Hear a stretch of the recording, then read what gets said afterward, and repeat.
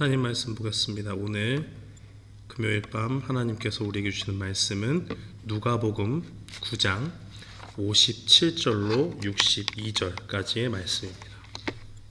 신약성경 누가복음 9장 57절로 62절까지의 말씀,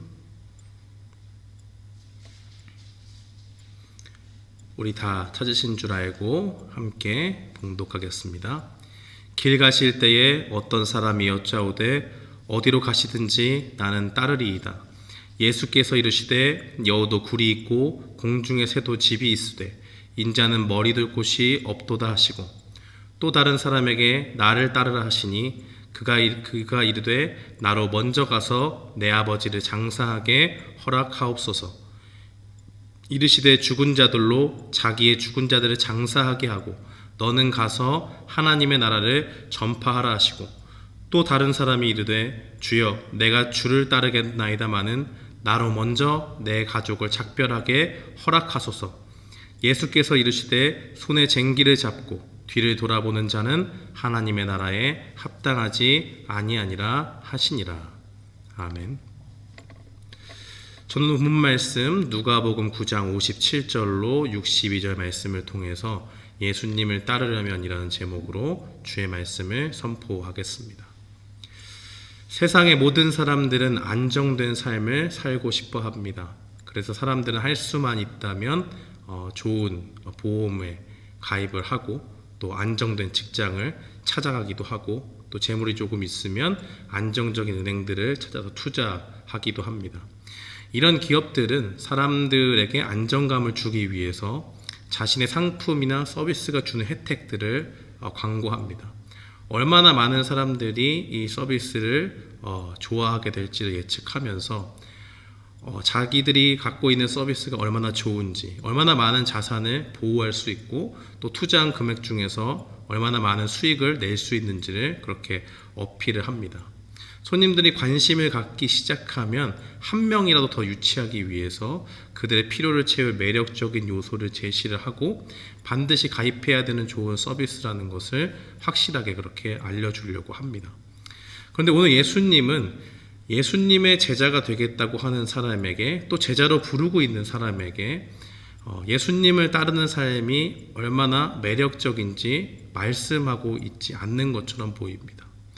오히려 제자가 되겠다고 하는 사람도 쉽게 조금 받아들일 수 없는 어려운 요구를 하고 계시는 것으로 보입니다. 예수님을 따르는 삶이 정말 매력적이지 않아서 그런 것일까요? 그래서 예수님은 오히려 그들을 내어 쫓는 듯한 그런 모습을 보여주시는 걸까요?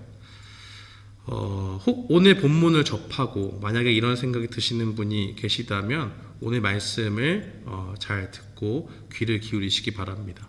예수님은 어떤 세상적인 광고들이 하는 식으로 하나님의 나라를 설명하고 하나님의 제자가 되는 것, 예수님을 따르는 그 삶에 대해서 말씀하고 계신 것이 아니라 예수님을 따르는 제자들이 마땅히 가져야 될 모습을 말씀하고 계십니다.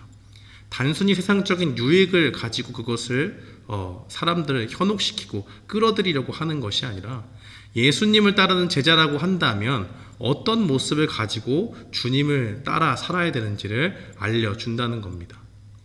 우리는 종종 우리가 예수님의 제자라고 그렇게 말합니다. 그런데 정작 어떤 모습으로 사는 것이 예수님의 제자로 사는 것인지 잘 모를 때가 있습니다. 그저 쉽게 교회를 다니고 예배를 드리러 주의를 지키고 하면 모두 다 제자인 줄 압니다. 바로 그런 사람들을 위해서 예수님은 오늘 우리에게 말씀하십니다. 오늘 말씀을 통해서 예수님의 제자라면 어떻게 살아야 하는지, 예수님을 따르는 사람들이라면 어떤 모습을 가지고 살아야 하는지를 깨닫고 예수님의 참된 제자로 살아가는 우리 모두가 되기를 축원합니다. 예수님은 오늘 말씀에서 3명의 사람을 만납니다. 첫 번째 사람은 예수님께 제자가 되겠다고 스스로 나온 사람입니다. 57절 말씀에 보니까 이 사람은 예수님이 어디로 가시든지 제가 따르겠습니다라고 고백합니다. 예수님이 먼저 부른 것도 아닌데 와서 얘기한 것만 보면 참 기특하지 않습니까? 길을 가고 있는 예수님을 붙잡고 제가 예수님의 제자가 되겠습니다 라고 말할 뿐더러 어디로 가시든지 따르겠습니다 라고 그렇게 대단한 결심을 합니다. 그런데 예수님의 반응이 재밌습니다. 이러면 뭔가 금방이라도 칭찬을 해주고 반겨줘야 될 것 같은데 예수님은 갑자기 자신의 이야기를 하십니다. 58절에 보니까 정작 네가 따르게 했다고 하는 나 예수는 머리 둘 곳이 없다라고 그렇게 말씀합니다. 여우도 쉴 만한 거처가 있고 공중의 새도 거할 수 있는 안정적인 집이 있는데 예수님의 삶에서는 그런 곳을 찾아볼 수가 없다라고 그렇게 말하는 겁니다. 머리 둘 곳도 없는 그 바쁜 사역을 마치고 돌아왔을 때 쉴 곳조차 없는 안정적이지 않은 삶을 살고 있다고 그 예수님을 따르겠다고 한 사람에게 말하고 있는 것입니다. 우리는 예수님을 따르겠다고 나온 사람이 어떠한 기대를 가지고 예수님께 나왔는지를 살펴봐야 합니다. 어쩌면 예수님을 따르겠다고 한 사람은 예수님이 행하신 기적을 보고 따라온 사람일 수도 있습니다. 이 누가복음 9장에만 봐도 예수님은 대단한 일들을 합니다. 누가복음 9장 7절에서 8절에 보니까 예수님의 소문이 벌써 널리 퍼졌습니다. 어떤 사람들은 예수님을 가리켜서 죽은 세례 요한이 살아났다고도 하고 엘리야가 살아난 거다라고 이야기도 하고 구약의 예언자 중에 한 사람이 나타났다 그렇게도 이야기했습니다. 사람들은 예수님이 얼마나 대단한 사람이었는지를 이미 알고 있고 그것이 지금 널리 퍼져 있고 사람들뿐만 아니고 헤롯 왕에게도 그것이 전해진 상태입니다. 예수님이 하신 일들을 보고 사람들이 놀라는 거죠. 귀신을 쫓아내고 야이로의 딸도 살리시고 혈루증을 앓던 여인도 예수님께 손만 대기만 해도 그 병이 낫게 되고 예수님의 제자들은 어떻습니까? 파송을 받아서 사역을 하고 복음을 전하는데 그들도 병을 고치는 일들이 일어나게 되고 그렇다면 이 스스로 제자가 되겠다고 한 이 사람도 다른 사람과 다르지 않았을 겁니다. 예수님을 보니까 사람이 할 수 없는 일들을 하십니다. 그리고 그의 제자들도 병 고치는 능력이 막 생깁니다. 그러면 이 제자가 되겠다고 한 사람의 기대하는 것은 무엇이겠습니까? 예수님의 제자가 되면 안 되는 게 없네? 예수님의 제자가 되면 내가 고난 가운데 힘겨워하던 일도 뚫리고 잘 풀리겠네? 고난이 없겠네? 하는 그러한 기대가 생기는 것입니다. 물론 예수님을 거절한 마을도 있습니다. 그러나 그 사람들은 예수님을 몰라서 그렇게 한 것이라고 생각했을 수 있습니다. 그의 기대는 무엇이었느냐? 예수님을 믿으면 오던 고난도 없어지고 그 삶이 완전히 평탄해지는 그러한 것을 기대했을 겁니다. 그런데 예수님은 말씀하십니다. 너의 기대와 달리 나는 지금 고난당하고 있다라는 것을 분명히 말씀합니다. 예수님의 제자가 되려면 어떤 사람이 되어야 되느냐? 첫째로 말씀하시는 것은 고난 중에도 예수님을 따르는 사람이 되어야 된다는 것을 말씀합니다. 예수님이 고난을 없애주기 때문에 예수님의 제자가 되는 것이 아닙니다. 예수님과 함께 고난을 받더라도 끝까지 그 고난을 견디면서 예수님을 따르는 사람이 진정한 제자의 모습을 갖춘 사람이라는 겁니다. 예수님은 첫 번째 사람에게 이렇게 말씀합니다. 너도 나처럼 이렇게 고난을 받아도 여전히 나의 제자가 되겠다고 내가 가는 길이 고난의 길이라고 할지라도 그 자리에 여전히 나를 따라올 수 있겠느냐라는 의도를 가지고 말씀하시는 겁니다. 예수님이 누구십니까? 하늘과 땅의 모든 권세를 가지고 계신 분입니다. 그분을 따르는데 그분이 하시겠다고 하는 그 일 가운데 어떠한 것도 막힘이 없을 수 있습니다. 하나님의 능력 가운데서 예수님이 능력을 펼치시기만 하면 모든 막힌 것이 뚫립니다. 그가 가진 능력으로 우리 삶의 모든 고난을 없애주실 수 있는 능력이 있습니다. 그러나 예수님은 우리 삶의 고난을 없애지 않을 것을 말씀하십니다. 그의 삶을 통해서도 말씀하시고 여전히 우리가 예수님을 따르더라도 우리가 지금 겪고 있듯이 예수님이 친히 삶으로 보이신 것처럼 예수님도 하나님의 일을 감당하시면서 고난받으신 것처럼 그 제자들도 고난받을 것을 말씀하고 계십니다. 왜 이렇게 예수님은 어려운 길을 가는 걸까요? 왜 제자들에게 고난도 없애고 자기가 걷고 있는 그 길도 고난을 없애면 그만이지 않습니까? 왜 그렇게 고난이 우리 삶에 있어야 돼? 정말 필요하기 때문에 우리에게 주시는 것일까요? 우리의 삶이 고난이 없으면 바로 우리가 교만해지기 때문에 그렇습니다. 바울은 하나님이 주셔서 보여주신 환상과 계시에 대해서 고린도후서에서 말씀합니다. 그가 그 환상을 보고 정말 내가 대단한 것을 봤구나 하는 것을 깨닫게 되죠. 그러나 동시에 그가 하나님한테 간구했던 그 육체의 병이 떠나가지 않는 것을 보게 됩니다. 그러면서 그가 정말 하나님 앞에 간절히 구했지만은 이 두 가지 사실을 놓고 깨달은 것이 있다라고 하면서 이렇게 고백합니다. 내 육체에 가시고 사단의 사자를 주셨으니 이는 나를 쳐서 너무 자고하지 않게 하려 하심이니라. 하나님은 그의 병을 낫게 하실 수 있습니다. 3번씩 구하지 않아도 하나님이 원하시기만 하면 한 번 기도할 때 낫게 해주실 수 있고 언제든지 원하면 하실 수가 있죠. 그러나 그가 그 병으로 인해서 고난받게 하신 이유가 무엇입니까? 하나님 앞에 교만해질까봐, 교만해서 하나님을 잊고 떠나갈까봐 그 은혜 가운데 그 병으로 인해서 고난을 당하도록 그대로 두신 겁니다. 사랑하는 성도 여러분, 하나님을 따르면서도 여전히 우리의 삶에 고난이 있는 분들이 있습니까?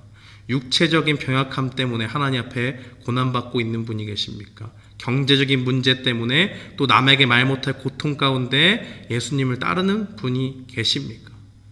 오늘 말씀을 통해서 하나님이 주신 그 고난의 의미를 묵상하기 바랍니다. 고난 가운데 감사하는 우리가 되기를 바랍니다. 하나님은 능력이 모자라서 우리에게 고난을 주시는 것이 아닙니다. 하나님은 우리가 고난 없는 삶을 통해서 하나님 앞에 교만해지고 하나님과 멀어지는 죄를 짓지 않도록 하기 위해서 은혜 가운데 우리에게 고난을 허락하십니다.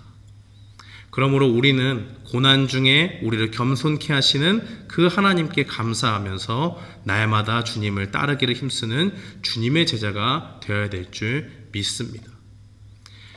우리가 예수님의 제자라면 어떤 모습으로 이 세상을 살아야 할까요? 두 번째로 우리가 기억해야 될 것은 복음 전파의 사명을 가장 중요한 일로 삼고 사는 사람이 되어야 됩니다. 예수님을 두 번째로 만난 사람이 있습니다. 예수님이 직접 제자로 부르십니다. 59절에 보니까 예수님은 그 사람에게 말씀하십니다. 나를 따르라. 먼저 부르신 제자처럼 바로 예수님을 따르면 먼저 부르신 예수님의 그 사도들처럼 예수님을 즉시로 모든 것을 버리고 따르면 좋겠지만 그 사람에게는 사정이 있었습니다. 아버지가 돌아가셨고 당장 장례를 치러야 하는 상황입니다. 그래서 예수님께 요청합니다. 아버지의 장례를 먼저 치르고 난 후에 그 다음에 예수님을 쫓을 수 있도록 해달라고 말합니다. 아무런 잘못이 없는 요구죠. 무슨 먼 친척도 아니고 자신을 길러주신 아버지가 돌아가신 것에 대한 장례를 치를 것을 요청하고 있습니다. 아버지의 부친상을 당했고 장례 일정을 치른다고 해서 그 누구도 잘못되었다라고 말할 수 없는 그러한 너무나 당연하고 상식적인 일이죠. 그런데 예수님은 죽은 자들로 죽은 자를 장사하게 하고 너는 하나님 나라를 전파하라고 그렇게 말씀하십니다. 마치 이 세상의 일들은 하나도 중요하지 않고 복음을 전하는 일만 이 세상에서 중요하다라고 말하는 것처럼 보입니다. 그러나 그렇지 않습니다. 자신을 길러주신 부모님을 장례하는 것은 매우 중요한 일입니다. 자식으로서의 마땅한 도리입니다. 예수님은 이 세상의 것들이 무조건 무가치하다고 말씀하는 것이 아닙니다. 다만 무엇이 더 중요한가라고 할 때에 이 세상의 일들보다 하나님의 복음을 전하는 일이 더 중요하다라는 것을 말씀하고 계십니다. 장례라고 하는 것은 망자가 죽은 후에 그 시체가 더 부패하기 전에 최대한 일찍 치러져야 합니다. 그래서 웬만하면 사람이 죽고 난 후에 최대한 빨리 이렇게 치러지게 되는데 그래야지 시체가 부패하지 않고 잘 치러질 수가 있기 때문에 그렇습니다. 부친의 장례식이기 때문에 모든 사람들이 중요하다는 것을 알고 있습니다. 그렇다면 가장 이 시급하고 중요한 이 아버지의 장례가 있는 것인데 예수님은 그 예수님의 제자들에게 요구하는 것이 무엇입니까? 이렇게 시급하고 중요한 일들보다 더 중요한 것이 있다. 그것이 무엇이냐? 죽어가는 영혼들에게 복음을 전하는 일이라고 말씀하고 계십니다. 우리는 우리 삶을 살다 보면 주변의 여러 가지 일들로 매일매일 그렇게 분주함 속에 살아갑니다. 각자의 환경이 조금 다르겠지만 가정을 경제적으로 서포트하는 일이 삶에서 제일 중요한 일일 수도 있고 어르신이나 아이들을 돌보는 일이 삶의 가장 중요한 일이 될 수도 있습니다. 학생들에게는 당장 시험을 앞두는 사람들이라면 학업을 감당하는 일이 인생의 가장 중요한 일로 여겨지기도 합니다. 그러나 이런 일들보다 당장 죽어가는 영혼을 살리는 일이 하나님 앞에 더 중요한 일이라고 예수님은 말씀합니다. 이 세상 사람들은 각기 제 방식대로 살아갑니다. 그래야 자신이 인생의 주인이 되어서 정말 참다운 인생을 살 수 있다고 생각합니다. 그런데 그 가운데서 자신의 영혼을 살피지 않고 세상의 향락과 유흥에 붙잡혀 사는 사람들이 있습니다. 그것으로 영혼을 채우고 삶의 만족을 얻으려고 하는 사람들이 있습니다. 근데 그런 사람들의 최후가 어떻습니까? 이 세상에서는 온갖 좋은 것을 누리며 삽니다. 그러나 이 세상에서의 삶이 끝나고 나면 하나님 앞에 서게 될 때에 그 인생처럼 불쌍한 인생이 없게 됩니다. 이 세상에서는 정말 부유하고 다른 사람들이 부러워할 만한 삶을 살았지만은 죽고 난 후에는 내세를 위해서 쌓아놓은 것이 없기 때문에 하나님을 위해서 하나님의 뜻을 거스르고 이 땅을 살았기 때문에 하나도 하나님 앞에 내세울 것이 없다는 것입니다. 예수님을 믿지 않았고 하나님과 무관하게 살았습니다. 그렇기 때문에 그가 쌓은 것은 이 세상에서는 다른 사람들이 부러워할 만한 재물과 모든 부유함이었겠지만 하나님 앞에서는 그 모든 것들이 죄가 됩니다. 그 죄의 형벌이 그를 기다리고 있을 뿐입니다. 그는 자신을 우상으로 삼았고 하나님 아닌 다른 것을 삶의 중심을 놓고 살았습니다. 사랑하는 성도 여러분, 우리가 하나님 앞에 구원받은 자녀라면 우리가 입술을 열어서 이런 불쌍한 사람들에게 복음을 전해야 합니다. 왜냐하면 하나님께서는 한 사람이라도 멸망받지 않고 회개해서 하나님께 돌아오기를 기다리고 계시기 때문입니다. 우리가 입을 열어서 복음을 전하려고 하면 우리에게 이런 생각이 들 수 있습니다. 우리는 말주변이 없어서 전도하기를 꺼려할 수도 있고 내 삶을 가만히 들여다보니까 누구 하나에게 본이 된다고 말할 수도 없는 정말 너무나 부족하고 연약한 삶이라고 생각하기 때문에 나 같은 사람이 어떻게 복음을 전하는가라고 그렇게 생각할 수 있습니다. 내가 봐도 내 스스로가 너무 부족하고 감히 다른 사람에게 예수님을 믿으라고 얘기하는 것이 주제넘은 그러한 일 같기도 하고 내가 복음을 전하는 것이 내 자신이 부족하기 때문에 하나님의 영광을 가리는 것처럼 느껴질 수도 있습니다. 그렇습니다. 우리는 정말 흠도 많고 부족함도 많고 연약합니다. 그러나 하나님은 우리가 연약할지라도 하나님은 우리의 입술을 통해서 복음 전하기를 원하십니다. 사탄은 우리에게 연약한 너희가 무엇을 할 수 있겠느냐라고 그렇게 우리를 속입니다. 그러나 하나님은 우리를 사용하기 원하십니다. 그래서 우리에게 말씀하셨습니다. 온 천하에 다니며 만민에게 복음을 전파하라고 복음 전파의 사명을 주셨습니다. 비록 우리는 연약하지만 우리가 전하는 복음은 강력합니다. 생명이 있습니다. 죽은 자를 살아나게 합니다. 죄를 알지 못했던 자가 죄를 깨닫고 하나님 앞에 돌아오게 하는 능력이 있습니다. 하나님은 우리의 미천한 모습에도 불구하고 연약한 나의 입술을 통해서 그 전도에 미련한 도구를 통해서 죄인을 구원하기 원하십니다. 부족한 모습을 가지고 복음을 전했지만 그럼에도 불구하고 나를 통해서 사람을 구원하시는 그 하나님의 능력, 우리가 복음 전한 일로 나를 높이지 않고 오직 하나님만 높이도록 하시는 하나님의 큰 은혜의 방법입니다. 이 놀라운 역사에 동참하는 복을 예수님의 제자들은 받을 수 있는 것입니다. 사랑하는 성도 여러분, 우리가 예수님의 제자입니까? 그렇다면 세상의 그 어떤 것보다 복음 전하는 일을 중요하게 생각하게 바랍니다.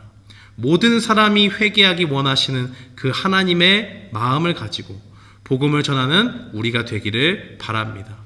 우리의 부족한 모습을 하나님께 맡기고 담대히 복음을 전하십시오. 하나님은 우리에게 복음 전파의 사명을 주셨고 우리의 연약함을 넘어 죄인을 구원하시는 능력을 예수님의 제자들에게 보여주실 것입니다. 우리가 예수님의 제자라면 또 세 번째로 기억해야 될 것이 있습니다. 그것은 바로 이 세상의 것에 집착하지 않는 삶입니다. 61절에 보니까 예수님의 제자가 되겠다고 하는 사람은 제자가 되기 전에 가족에게 작별 인사를 하고 겠다고 그렇게 말합니다. 예수님은 가족에게 어떻게 해라 라고 말씀하지 않습니다. 가족에게 작별을 고하지 않고 즉시로 나를 따르는 자가 복이 있다든지 하는 식으로 말씀하지 않습니다. 전혀 다른 식으로 말씀을 하십니다. 손에 쟁기를 잡고 뒤를 돌아보는 자는 하나님 나라에 합당하지 않다라고 그렇게 대답하십니다. 이 사람은 예수님의 제자가 되겠다고 했습니다. 예수님을 따르면서 제자가 되겠다고 했는데 문제는 뭐냐?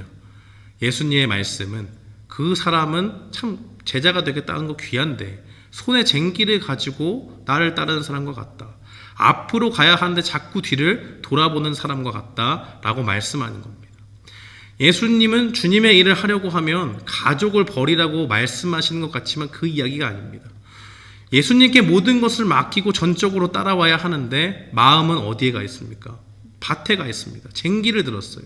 시선은 자꾸 뒤를 돌아봅니다. 온전히 하나님의 일에 집중할 수 있을까요? 아니죠. 집에 두고 온 것이 생각납니다. 미련을 가지는 사람입니다. 예수님을 따르기 전에 가지고 있던 삶의 방식과 세상적인 가치에 미련을 둔 사람은 예수님의 제자가 될 수 없다고 말씀하십니다. 이전에는 세상의 지위와 명예가 중요했습니다. 돈을 모으고 재산을 쌓는 일이 중요했습니다. 그런데 더 이상 이제 이것이 중요하지 않습니다. 필요하지만 삶의 중심이 되지 않습니다. 그렇다면 무엇이 삶의 중심이 됩니까? 바로 하나님이 우리의 삶의 중심이 되는 겁니다. 하나님이 삶의 중심이 된다고 하는 것은 하나님의 말씀대로 살고 있는지를 늘 살피며 산다는 말입니다. 내가 내 마음대로 나의 인생을 계획하며 살고 있는지 아니면 하나님의 말씀을 순종하며 살고 있는지를 늘 날마다 점검하는 겁니다. 이전의 삶의 방식과 세상적인 가치에 따라 내가 아직도 살고 있는지 하나님의 말씀을 붙잡고 그것과 전투하며 살고 있는지를 살펴보는 겁니다. 하나님께 내 삶의 모든 것을 묻고 구하는 삶입니다. 하나님이 내 인생을 주도하시고 다스려 주시기를 구하는 삶입니다. 이것이 바로 하나님을 삶의 중심으로 두는 제자의 삶입니다. 다른 말로 이것을 우리는 하나님의 통치 아래 산다고 말합니다. 한 국가가 있으면 국가의 최고 지도자의 통치 아래서 그 국가의 국민들이 살아갑니다. 예전에는 그 위치가 왕이었고 요즘에는 대통령이 되겠습니다. 그가 어떻게 결정하고 지시하느냐에 따라서 그 나라의 백성들이 따라야 할 법이 바뀌고 삶의 질이 달라집니다. 성경에서는 하나님의 성도들을 부를 때 하나님의 백성이라고 그렇게 부릅니다. 왜냐하면 하나님이 우리의 통치자가 되시기 때문입니다. 예로부터 나라를 잘 다스렸던 왕을 선군이라고 했습니다. 어진 군주라고 해서 마음이 너그럽고 선하고 슬기로워서 백성들이 칭송하는 그런 왕을 말합니다. 하나님은 그 어떤 왕보다도 선한 왕이십니다. 선한 왕이 그 백성을 유익한 길로 이끌듯이 하나님께 우리의 인생을 맡기고 하나님이 우리 인생을 통치해 주시면 우리를 다스려 주시면 우리의 인생은 그 어떤 인생보다 복된 삶을 누릴 수 있습니다. 또 성경은 하나님과 우리의 관계를 아버지와 자녀의 관계로도 말합니다.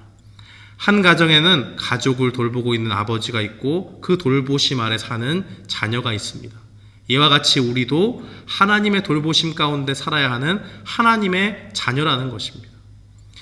좋은 부모는 자녀에게 나쁜 것을 주는 법이 없습니다. 조금 어리숙하고 잘못 구해도 어떻게든 가장 좋은 것을 자녀에게 베풉니다. 하나님은 우리에게 최고의 좋은 부모가 되어주십니다. 그는 선하신 분이시기 때문에 우리가 우리의 삶을 하나님께 맡길 때 우리를 돌보시고 우리를 지켜주시는 좋은 부모가 되어주십니다. 지금 이 순간에도 우리의 삶의 중심에 세상적인 것들로 가득 차 있는 분들이 있습니까? 돈과 명예와 세상적인 가치를 중심으로 두고 나의 삶이 그렇게 흘러가고 있지는 않습니까? 정말 그렇다면 우리가 예수님의 제자가 되어서 다른 모습으로 살아야 됩니다. 우리가 예수님의 제자라면 우리의 삶에서 가장 중요한 것은 우리의 생애를 하나님께 맡기는 겁니다.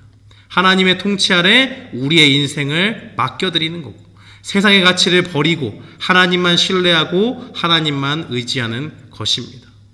이 중심을 가지고 나아갈 때 하나님은 우리의 선한 왕으로 또 우리의 좋은 부모가 되셔서 우리의 인생을 책임져 주시는 하나님으로 우리에게 다가옵니다. 사랑하는 성도 여러분, 오늘 말씀을 마치겠습니다. 예수님의 제자는 어떤 모습으로 사는 사람입니까? 고난 중에서도 감사하며 끝까지 예수님을 따르는 사람입니다.